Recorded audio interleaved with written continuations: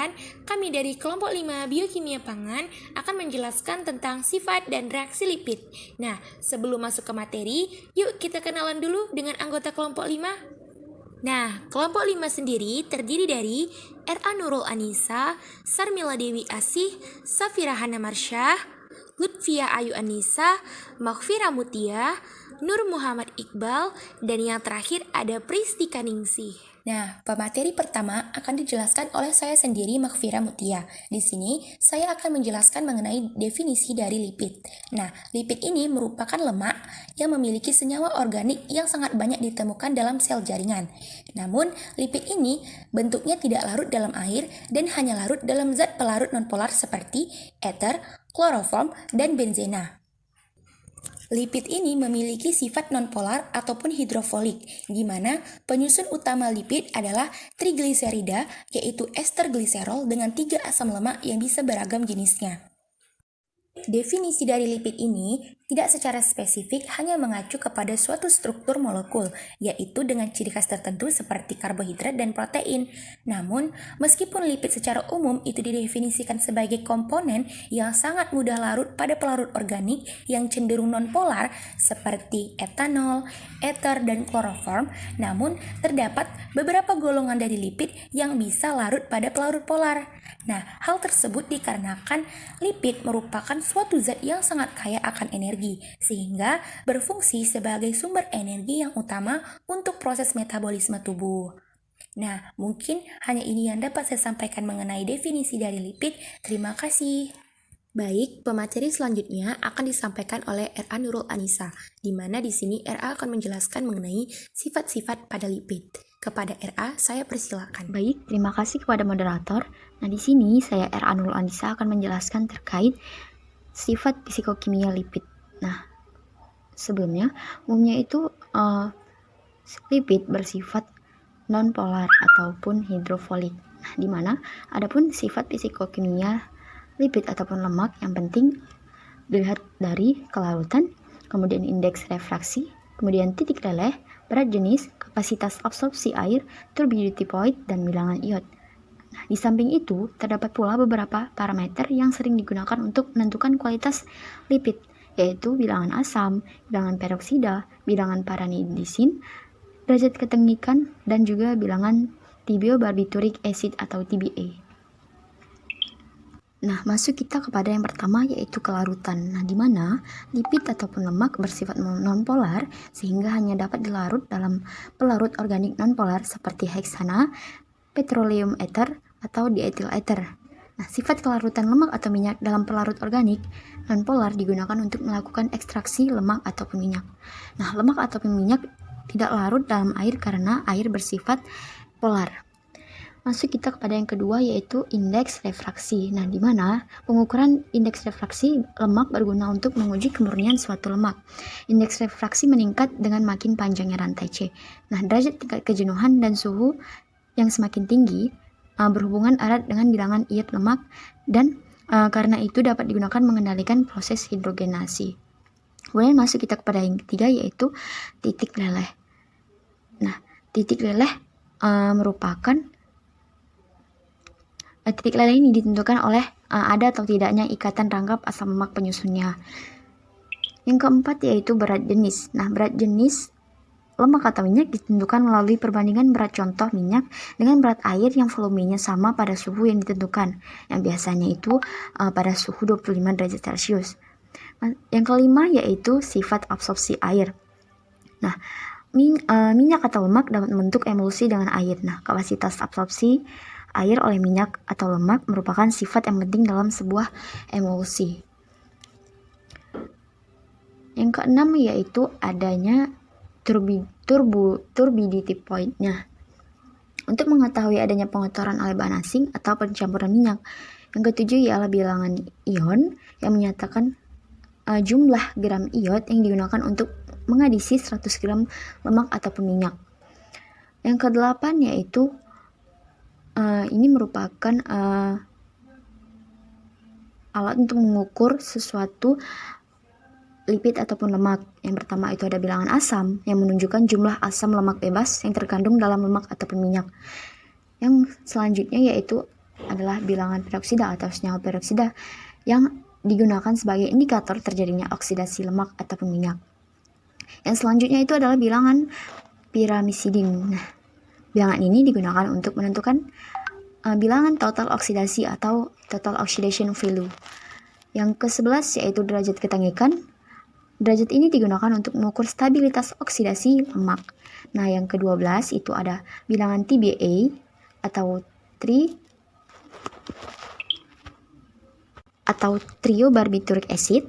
Nah, TBA ini digunakan untuk mengukur tingkat ketangikan lemak atau minyak pada produk pangan yang mengandung senyawa ataupun kandungan lemak ataupun minyak.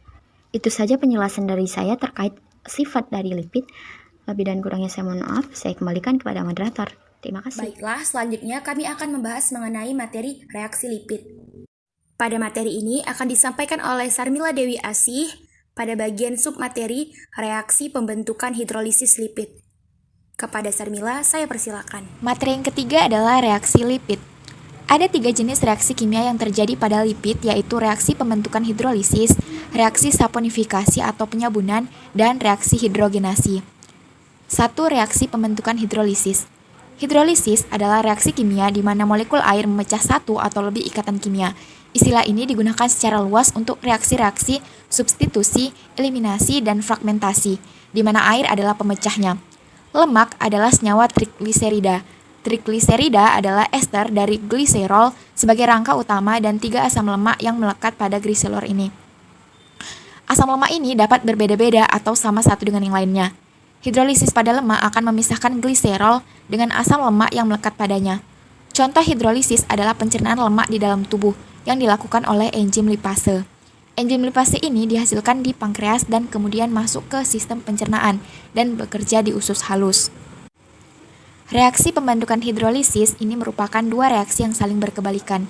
Adapun reaksi kimia dalam pembentukan hidrolisis lipid yaitu sebagai berikut. Lemak ditambah 3H2O air menghasilkan gliserol ditambah asam lemak tambah energi. Pemateri selanjutnya akan disampaikan oleh Lutfia Ayu Anissa, di mana Lutfia Ayu akan menjelaskan mengenai mekanisme dan contoh reaksi hidrolisis. Kepada Lutfia Ayu, saya persilakan. Selanjutnya yaitu mekanisme dari pembentukan hidrolisis lemak ini. Nah, bisa dilihat dalam PPT ini, yaitu yang mana reaksinya lemak ditambah 3H2O atau air akan dihasilkan gliserol plus asam lemak dan juga energi.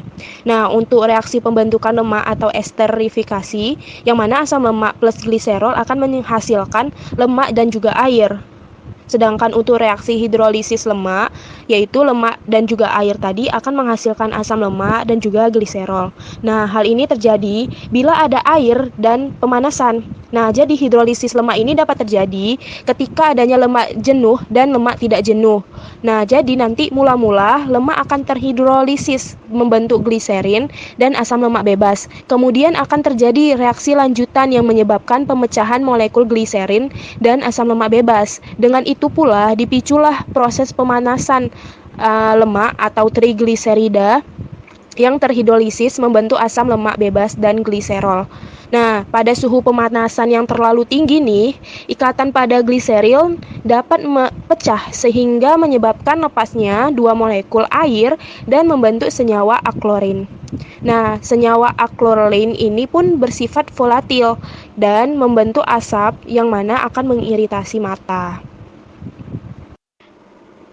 Nah, yang terakhir untuk tambahan nih, for your information, bahwa reaksi pembentukan lipid dan reaksi hidrolisis lipid ini, contohnya itu adalah pembuatan gliseril tripalmitin dan juga pembuatan gliserol laurolinolenolenat.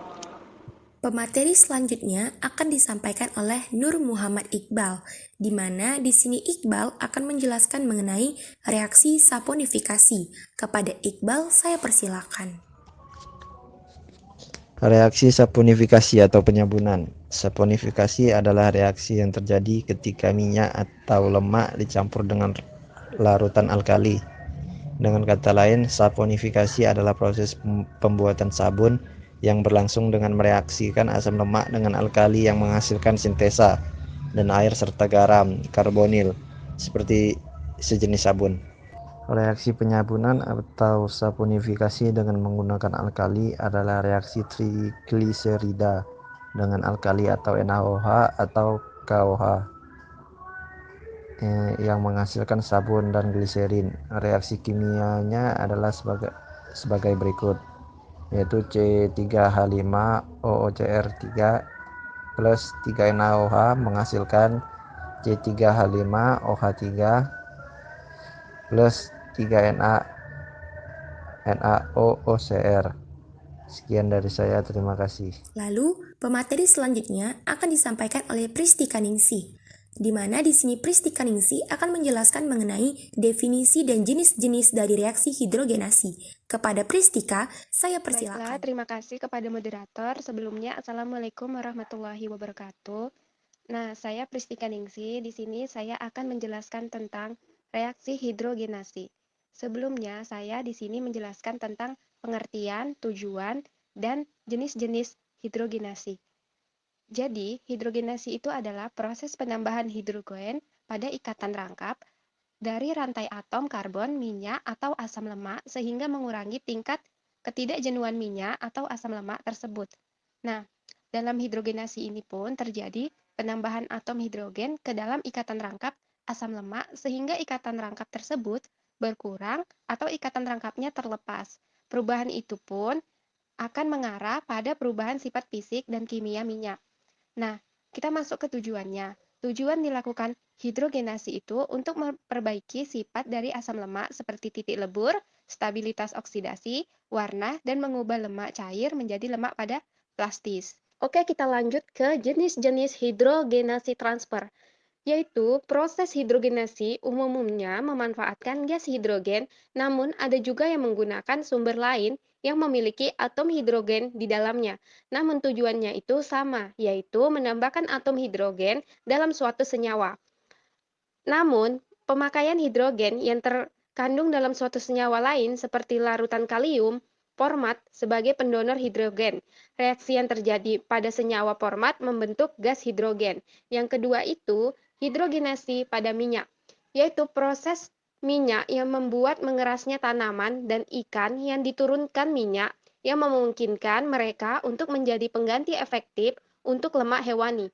Nah, pemanfaatan reaksi hidrogenasi yang paling terkenal itu adalah pembuatan minyak cair yang menjadi lemak pada semi padat. Yang terakhir itu hidrogenasi etena. Nah, etena itu bereaksi dengan hidrogen pada suhu sekitar 150 derajat Celcius dengan adanya sebuah katalis nikel yang halus.